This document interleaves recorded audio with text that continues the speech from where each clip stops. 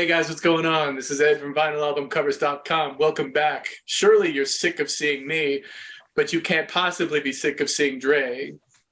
Dre won't say anything. I won't even bother with it. And of course, we have a special guest today from Soul and Stereo. Once more, Mr. Edward Bowser. Time number 2. I'm with my boys. Thanks again for the invite. Absolutely. We couldn't do this without you.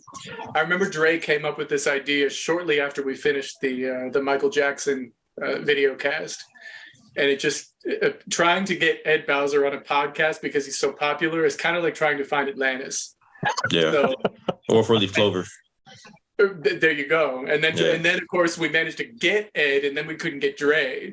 Yeah. So it's kind of like been this back and forth thing. So here's the good news. The good news is you can't see this. They're out of frame. But I sent 2 different individuals, one down to Alabama, the other to Texas, and they're slightly out of frame on the right side, and they're both holding .357 Magnums pointed at their heads. So they can't get up even if they want to. So they'll be in place for the entire video cast. I wouldn't lie. It's right beside Biggie. If you can see Biggie, yes, yeah. It's right over there. Yeah. Hence the nervous look on Ed Bowser's face. Right. So, okay. Anyway, welcome back to the front, guys. I'm joking around too much. You know what we do here? We just talk about stuff. We talk about music. You know I do this. I talk way too much. So now other people are going to talk too along with me. So we will all end up talking too much. But there is no better subject to talk too much about than Miss Whitney Houston, the voice that she is justifiably called. So we're going to cover as much Whitney as we possibly can. We will break this up into albums just like we did with Michael Jackson, but we'll do it a little more gracefully than we did it last time, and that was all on me. My apologies. But we'll kind of break this up album by album. We'll talk a little bit too about some of the things that she did on the side. For instance, and I'll just briefly kind of cover it. When she was still a teenager, she did a track with Paul Jabara and friends that ended up on his Columbia album, and the track is called Eternal Love. It's actually pretty good. If you go to YouTube, it's worth checking out. It sounds really good, and her voice is all the way there. I'm trying to tell you, the voice we got on the Airs to debut is all the way there, and she cares about it, and it sounds really, really good. It's very dramatic, which is fairly typical of Paul Jabbar, but it's not disco, which was also fairly typical of him. And see, that was going to be my question, because we were chatting off air right before the podcast, and we were talking about this song, and I was like, man, it's not coming to mind.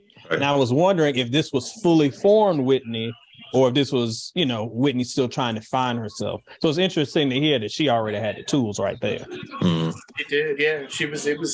I mean, to my way of thinking, just listening to it, she was all the way in there, and she was completely involved with it too, which is really cool. The same, however, cannot be said for the Bill Laswell Material thing that I heard. She did a track with them called Memories, and it's a hot mess. Sorry. Artie Shepp, who's a really good player, sounds like he wandered in from some other song.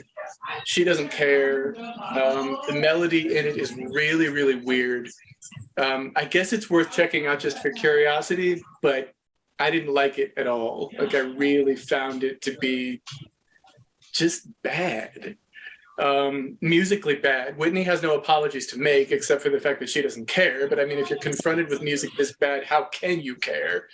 So it doesn't work at all. What were you saying, Ed? Man, it's just another one that it does not come to mind. And I'll tell you my Whitney kind of introduction as we get into these albums. So this one's a little bit out of my periphery. So I've got to go back and check this one out to hear, the early days before she became the voice. Yeah, same here. I'd be the first to admit that I don't really know much about Whitney prior to 1984. So, and it was good that Ed was able to refresh some of that for us. It's very weird. The melody for that Material tune is, I guess they're going for like a jazz fusion thing, but it just sounds, it's just not fully formed. And the chords are there. There's just, the melody's unexciting, and she just can't get into it. So anyway, It's called the track was called Memories, and the group was Material, Bill Laswell's group from back in the early '80s, and then of course there was also Paul Jabbar and Friends is the name of the record, and that record features a bunch of different singers, and Whitney is just one of them, and that track is called Eternal Love. That's actually a really nice song, so check them out if you haven't heard them. They're both worth hearing, so you can kind of see what happens when she gets it really right, and then when she gets it really wrong. Nobody's perfect. Yeah. So it's worth checking out just to kind of hear, and also to hear, as I mentioned earlier, to hear the fact that vocally she's there. She's all the way there. She never had a problem. There was no point that I could find anywhere where she was kind of searching to figure out what she should be. She always knew. Yeah. I think is really, really cool. And it was roughly around this time, there were two different companies that offered her deals. Michael Zager of Zager and Evans tried to offer her a deal, and then Elektra Records did too. But Sissy said no to both of them because she hadn't graduated high school yet. So that, yeah. And I respect that. I respect that. Like, would you see that today? Probably not. So I respect that. No, the little children are being signed left and right these days. Honestly, how many artists are really getting signed before they graduated back in 1980, 81? That didn't happen very often. I don't believe it happened, but there was Stacey Ladisaw because she was. Maybe Janet Jackson. I think she released the album. Janet definitely was. Yeah. Janet's a different story though. Yeah, I mean. Yeah, because of her brothers and everything. Yeah, but Joe, like you getting his paper. So, but like, she probably could have waited. She probably could have waited another few years. She could have waited another few years, and everything still would have turned out okay. If she would have, of course. Yeah, it probably would have turned out better. I mean, I wasn't quite ready for prime time on either of those records. There's not those first two records. That's more of a production thing, though. But that's a story for another day. I agree with you. Yeah, I agree. And vocally, she was a little slipshod too at that point. So she really found herself by the time she hooked up with Jam and Lewis. Before then, I mean, there is some stuff there. Young Love's cool. Give all my love to you is cool. There's a couple of things that are there. Yeah, I like that one. The mini Moog from Greg Fillingates. My gosh. But other than that, like, there's very little there. So anyway, but this is not about Janet Jackson. Darn it, this is about Whitney Houston. We're doing it again, Dre. We'll save that for the next one. We'll get Janet Love next time. Yeah, I'm with that.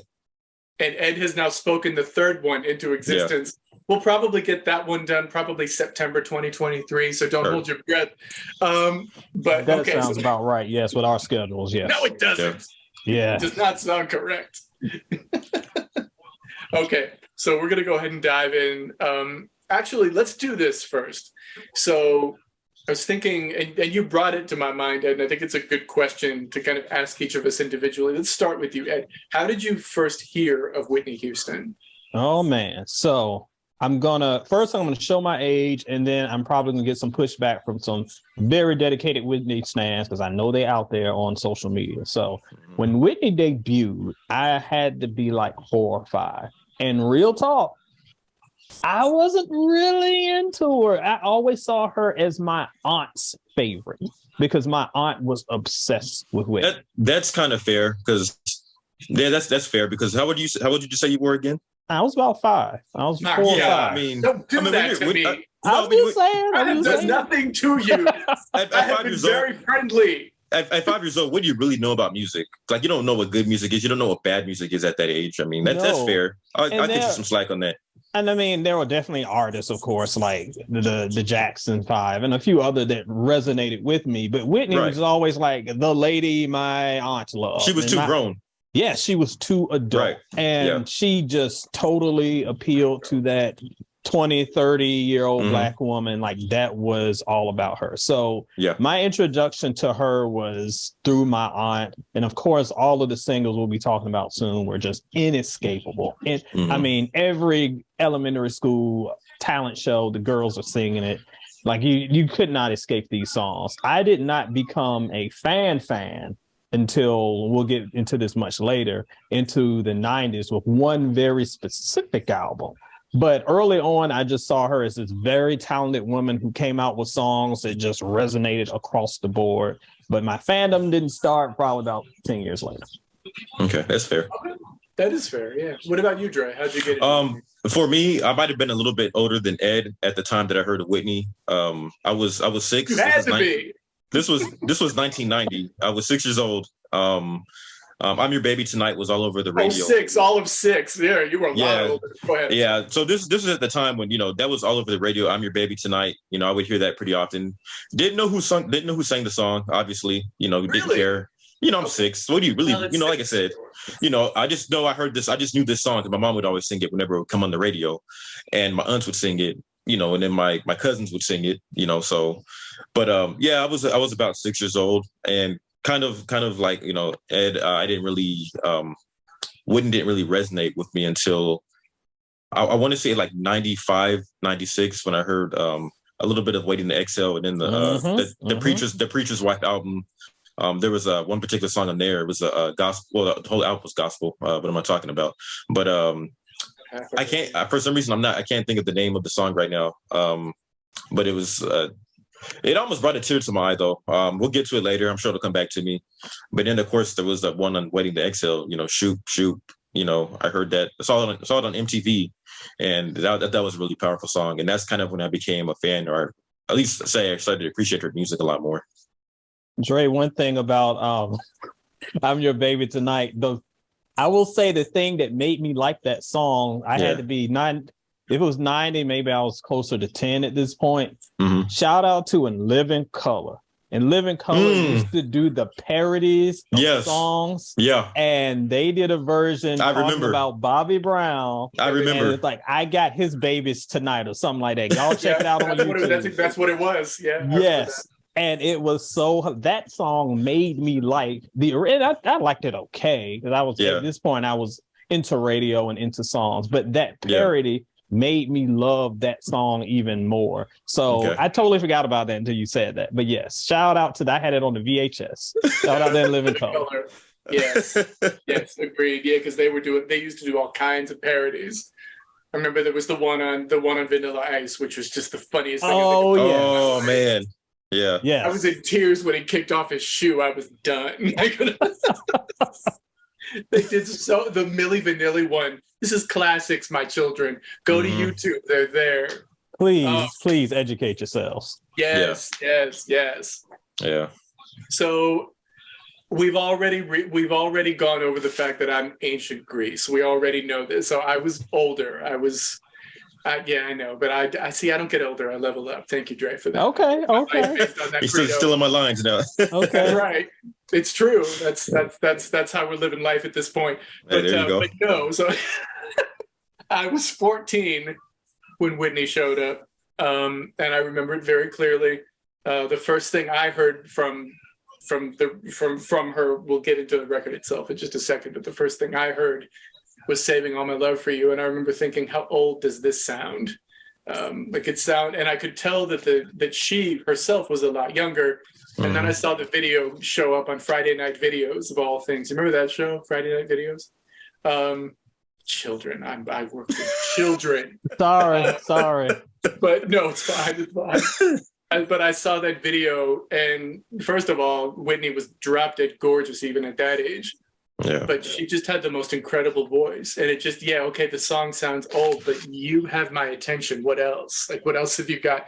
And when you talked about the elementary school talent shows, bless your heart. I remember in a middle school talent show that we had, we had a couple of wannabe Whitney Houstons that had neither the power nor the range to carry these tunes off. You don't say. There's millions of those out there. Yeah, you don't say.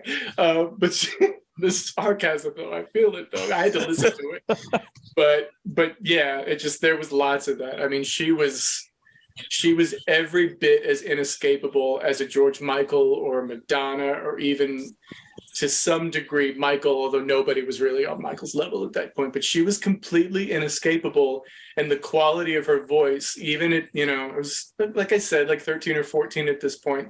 But she had me from go. Just the quality of the voice, even. Okay, we'll talk about it in a minute. But even if the songs didn't necessarily always get my attention, the voice never did. I mean, you couldn't deny the voice. You just couldn't. So yeah. So let's go into this first record. Yes, I'm cheating. I have a tablet in front of me. You do it too. This is what happens when we get old. She released this record in February 14th of 1985. There was a single that preceded it. Actually, there were a couple. Well, no, the other one didn't precede it. But we talked about this before the video cast began. We talked about Hold Me by Teddy Pendergrass. That actually preceded the record. Mm-hmm. It showed up on his album first, which was released the year before. And now it's here on her record as well. And we'll kind of talk about it just a bit. So, Mr. Bowser. Yes. Let's talk about this record. What did you like about it? What didn't you? Etc. Etc. I love this album, and this album and a couple others as we get on our Whitney journey, just to keep in mind, like this is something I had to love retroactively, because as I was saying earlier, this was not something I was listening to in the moment. So I knew Saving All My Love, I knew Greatest Love of All, because unless you had no ears, you knew those songs. Mm-hmm. But I discovered this as I became a fan of Whitney in the 90s. I went back and listened to the older stuff, and check out soulandstereo.com. I've ranked her entire discography, and this album sits at number one. Description, by the way. I'm sorry. Appreciate that, love. This album sits at number one with the 5-star review. I absolutely adore this album. I think it's credible from top to bottom. Hard to find even a weak spot in it. And talking about things that I love retroactively, You Give Good Love might be my favorite Whitney song, but I don't even have a memory of it at that time. It's a song that I feel like I've discovered in like the 90s. Yeah. And this was like, her launching point. And it's crazy that I just went right over my young head. But today, that's the song I go back to. I get hyped whenever I hear a rapper or someone sample it. I'm like, that's my song. Yeah. So she was just at another level. And to be able to come out of the gate with this level of talent off top, some artists we see grow. We talked about Janet a little earlier. It took a while for her to become Janet. Took a while for most artists to kind of get to that peak level, and then they level off. She started out the gate at the top, and you do that, and this album is proof of that. Yeah. So okay, so in your estimation, there are no weak spots on this record. Yes. I don't. A lot of times people always say, they'll say, oh, what's an album that has no skips? And people get mad because I say I can skip anything. Every album, there's room for improvement. Right. So, I don't believe in a flawless album, a perfect album, a no skip album. There's a couple of joints. I mean, honestly, the Teddy P joint, I might not go back to as much. Nobody Loves Me Like You Do. Okay. Fair, both fair. There are a couple that I don't, but from front to back. As the world turns.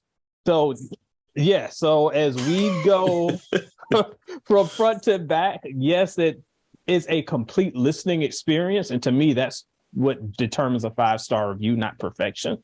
I think that's why this album has that. That's a fair way to grade a record. I get you. Yeah. Because it kind of is an experience. And it takes, I know for me listening to the record, it very much takes me back to that time because I'm ancient Greece. It takes me very much back to that time, and the whole thing holds me kind of in that time period. That's a good way to rank a record. I really respect that. That's really cool. Yes. So, okay, so you've kind of talked about like your favorite thing, and you've talked about your least favorite things, and you were very, very nice. This album deserves for us to treat it nicely. It's just kind of that good. So Dre, your turn. What do you think of this record? Your favorite things, your least favorite things. So my two. So I got two favorite things on this album. Obviously, You Give Good Love. Yeah. And then I also love the album, that song that follows it, Thinking About You. It wasn't one of the more popular songs. I'm not even sure if it was released as a single. No, it was promotional single only. Was it produced by Kasif? They're both produced by the same guy, Kasif, and he actually sings. I think he sings, and he sings backup on "Thinking About You," I believe. It's like a featured vocal. It's not even about. But I think I recognize his voice though. But great. I don't know why, but I've always enjoyed that song. It's a little up tempo, has like one of those that 80s futuristic type vibe or whatever you want, that post disco post disco sound that you know. I've always liked that song. Whenever I am playing one of my '80s mixes and that song does come on, I never skip it. I like it. I like it a lot. Obviously, You Give Good Love is a grand slam. That's like, imagine coming out the gate and you score 100 points a game in a basketball game like Will Chamberlain or something like that. First game, you score 100 points. That's what You Give Good Love was. It was a grand slam. It was a triple double. It was a royal flush right off the bat. Yep. That's You Give Good Love. All of the things. It was all the things. Yes. Yeah. I mean, it's amazing. And like you said, it's a very powerful song. Obviously, you know, being 1 year old, obviously I wasn't even aware of the song at the time, you know, but I didn't first become aware of it probably until I was about 11 or 12. But I've always enjoyed that song. Why are you doing this to me? I've been very nice. But I know you mentioned that there was one thing they said there wasn't a weak spot on this album. There's one for me that I just wasn't very big on, and that is Someone For Me. I think Jermaine Jackson actually produced that. I don't know why, but I wasn't a fan of that. And I usually like them together, Whitney and Jermaine, but that one just didn't click for me. So if I had to name one weak spot in the album, that was it. Other than that, though, the rest of the album, it was good. Hold On was a nice little cherry on top. You know, I think that was the closing song. Yeah, I mean, everything else was fine. I mean, you know, How Will I Know was, you know, good. You know, I can't think of anything else that I would say was bad or weak or even skippable. So. Yeah, that's fair. Okay, so from my end of things, I agree with both of you. I mean, this is just, you could tell that this record was poured over, kind of the way Thriller was, in the sense that, you know, Clive Davis was basically the shepherd for this record and for most of her career, really, really all of her recorded career, because it was all on Arista. But I could just feel like the demo research that went into this record. I mean, they covered everything that you can cover. I mean, You Give Good Love was intended to break her on the R&B charts, because there was the fear, and it's happened to other artists in the past, where you have a record, you have an artist that's good, but if you just go straight pop, then pop thinks she's too R&B, and then R&B doesn't feel like she belongs to them, and so you end up falling between cracks. So how genius is it then to come out with You Give Good Love? What Clive didn't realize is that this is Whitney Houston, and that he could have done a full record of songs like that, and it probably would have hit anyway. And this song was only supposed to hit the R&B charts. It was not intended to do anything on the pop charts, but it did. It did number 3 on the pop charts. It was a huge pop hit. So Clive didn't even really need to do this. It wasn't necessary. And Dre and I were talking about this earlier through DM. Can you imagine like a whole record full of Kashif and Lala with Whitney Houston singing the songs? Yeah. Listen. We never got it. Listen. We never got it for some reason. No, we never did. He showed up elsewhere, but I mean, the whole thing should, I mean, okay, this is, now I'm going to tear the record apart a little bit. I don't need How Will I Know that badly. I really don't. I like it, but I don't need it that badly. I don't need Take Good Care of My Heart. It served its purpose. It did. It served its purpose.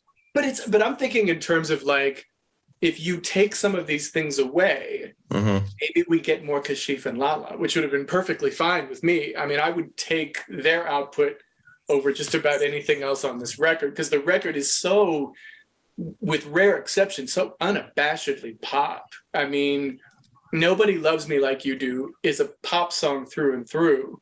That's from the soap opera. That was a remake from Dave Loggins and Anne Murray did it first. And then they ended up covering it. And the interesting thing is that if you look at Take Good Care of My Heart, which was another Jermaine, love that song. Love it. That was originally written for them to do. Stephen Dorff did an interview, one of the songwriters along with Peter McCann, did an interview about this years ago. And it was written specifically for both of them to do. It was given to Jermaine to duet with Whitney. So it was tailor-made for both of them to do. Mm-hmm. I think it's really good. I mean, the background vocals are just Jermaine by himself, and they sound absolutely fantastic. And I mean, they both come together and they make it work. Honestly, I still don't know that Jermaine Jackson has any business singing with Whitney Houston because she's so much better than he is. Mm-hmm. Well, right. But just to be real about it, but it does work. Jermaine is canny enough as a producer and is artist enough to be able to make it work in spite of the fact that he's nowhere near as good as she is. Mm-hmm. Very underrated producer. Very, very much. Yeah. I would love to have heard him do other things. Yeah, for sure. And then, of course, you know, as we've intimated already, some of these things just sound a little old for her. Saving All My Love for You was originally done by Marilyn McCoo and Billy Davis Jr. years before. Mm-hmm. And so it was a cover tune. The original is pretty good, actually. It's not terrible. Not by any means. I mean, she's a much better voice than either of them do, to be sure. Yeah. But the song is old. It had already been around for a number of years by this point. But it's hard to argue with success. The tune went to number one everywhere it went. So there you go. How Will I Know is interesting because How Will I Know was written by the pop duo Boy Meets Girl. It was written by George Merrill and Shannon Rubicam initially. And the story behind this one's interesting too. They'd already done a record on A&M Records, just as the self-titled Boy Meets Girl. And they would do another one later after I Want to Dance with Somebody hit. But the song was originally submitted for her to do, and it was accepted. And they were trying in the process of trying to get Nerida Michael Walden to jump on board to produce the record. They'd already gotten Michael Masser to do all the pop things, and they got Kashif to do the R&B thing, but they wanted somebody that could kind of straddle the line. And so they tried to get Nerida Michael Walden, and he was in to do it. Now, keep in mind, at this point, he was also in the middle of producing Aretha Franklin. Mm-hmm. So he was a little bit busy, but he was willing to take it on. But he heard something in How Will I Know that he thought he could add, and he wanted to change the song. And so Clive went back to George and Shannon. He went back to Boy Meets Girl, and they were like, no, you're not touching our song. Mm-hmm. And then Nerida had a conversation with Clive that went something like, look, I don't even know who Whitney Houston is. I don't know who this girl is. I'm in the middle of producing Aretha Franklin. You remember Aretha Franklin, don't you? The Queen of Soul. Her? Yeah, I'm busy with her. I don't know who this Whitney person is. It's the songwriters, whoever they are, they won't even let me change their song. I can't do this. I'm out. And so he actually begged off initially, and it took Clive going back to George and Shannon to convince them, because neither of them had ever done that. They'd never handed a song over before. They'd never collaborated with anyone. Mm-hmm. And they'd never handed a song over before to have it, you know, kind of retooled after the fact, and they weren't feeling it. Yeah. And eventually Clive managed to convince Nerida to get back on board. He convinced George and Shannon to let him rewrite the tune. And that's how we end up with that If He Loves Me Not bit in the band before the sax solo comes in by Andy Snitzer. That's how all that stuff comes into play. It was all the big discussion trying to get Nerida involved with the record, and this is the only thing he did on the entire album. But if you got to have just one, you could do worse. I mean, the song went to number one and stayed there for a number of weeks. Yeah.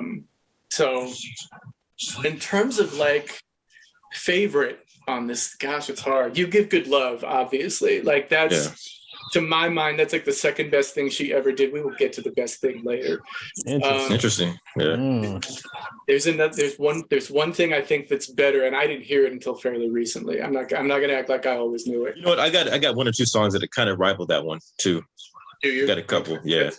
I only have one for nostalgia reason, but we'll get to it later. And now that we're thinking about it, yeah. Yeah.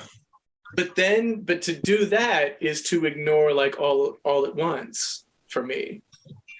All at Once, Jeffrey Osborne wrote the lyric and Michael Masser wrote the music.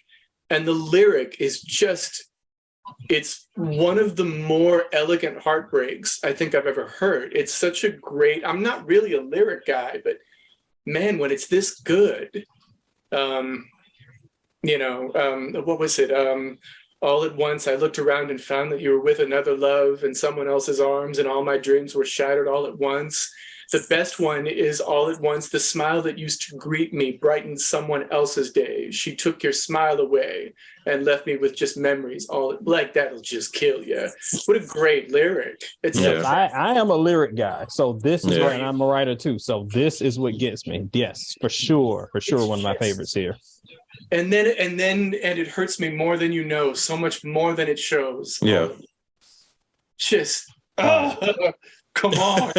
And then at the end where she's really going for it after the modulation goes up and she's really going for it and she's just really screaming her heart out at the end, and it hurts me more than you know, like she's really going for it. Yeah, that's what it feels like when you get your heart broken. It feels like that. That's yes it. But the point is, and I preach it, they get so mad at me when I talk about 2022. Listen up, because it's not just about the writing, it's about matching your vocal delivery with the story that's being told. Emotion. So she is rising as the song builds to a crescendo. She's not singing flat throughout the whole thing. Like, it builds to the story. That's why that song excels. Yeah. It's and that, I mean, modulating is something that we've been hearing for decades. It's just kind of what you do. And sometimes they really pay off. And I really feel like the modulation in this one, when it goes up half a step in those final choruses, that's how Heartache feels. It feels like that. If you're sitting there and thinking about if this person broke your heart, it feels like that. It's an absolutely brilliant lyric and beautifully produced with a string arrangement by Gene Page, and it's just beautifully done. And they didn't even release that one as a single, and it still managed to go top 5 just based on airplay alone. Yep. Yeah. That's crazy. That should never happen. Speaking of modulations, I got to throw this in. So when we go back to How Will I Know, this shows us what a genius narrator Michael Walden is. So you notice there's a modulation in How Will I Know. You've noticed this, yes? Yep. Do you think, does the interesting thing to note, in most cases, when you hear songs in modulations, the modulation goes up. Mm-hmm. But in How Will I Know, the modulation actually goes down because it starts, the tune's in F sharp, and it goes down to D. So it goes down a step and a half. She's fooling you because she's going, how will I know? And it sounds like she's going up. But if you listen to the music actually modulates down. Let me go back and listen. I think to that this. was even. I don't know that I knew this. I think that was even highlighted in the They're making a new Whitney biopic, and I think they even highlighted that part of the song in the trailer. I think. Yeah, it's interesting. It fools you. It goes down, and it gives her all this room at the end. This is why Narrett is a genius. It gives her all this room to riff like crazy, and if it weren't for those riffs, we don't have Brandy Norwood. I got to throw that in there too, because she heard the riffs at the end of that song, decided she wanted to be a singer. But those riffs don't exist. Yeah, I mean, if she would have stayed in the original key, or worse yet, gone up half a step, she had a high voice anyway. But you take that up half a step, she doesn't have room to play like that. It's just not there. And it would have sounded squeaky and weird. Because Narrett is a genius. He took it down a step and a half, which gave her all this room up top at the end to do whatever she wanted. It's genius. It's just genius songwriting. And you have to imagine that George and Shannon of Boy Meets Girl were like, oh yeah, I get it now. I'm sorry. You're right. Yeah, sorry. Aretha's dope, but she's dope too. Yeah. She was, Narrative was totally right to do it. Totally right to do it. But yeah, I mean, off this record, You Give Good Love, off the stuff that I can go without. You're going to hate me for this one. But nobody's perfect. Thinking About You is okay, I guess. And I do like Kashif, no shade. It just kind of, that one just doesn't work as well. I know, I'm sorry. But the rest of it I'm okay with for the most part. Nobody Loves Me Like You Do. But I'm okay with it. It sounds good, and Jermaine and she sound good together, and it kind of does work. But yeah, Thinking About You is kind of the least of them for me. And You Give Good Love is the best by far, I think. Yeah. A whole record of that, can you imagine? That would have been so delicious. So okay, we're just gonna do this for the video cast, people. So we're stopping here for the moment. So don't forget to like and subscribe and do all that stuff. You know the things we say at the end of videos. Well, I'm saying them now. Thank you so much for watching all the other videos. We appreciate it. There will be links in the description. Certainly a link for Soul and Stereo for Ed's Whitney reviews. They will be in all of these videos. I'll put them in all of them so that you can kind of see what you agree with and see what you disagree with. Although nobody should disagree with Ed Bowser. It's just foolish. No. Make good life choices. I'm saying, right? But take a look at those things, and we will see you for the next one. And until we catch each other in the next Whitney video cast, keep listening to great music.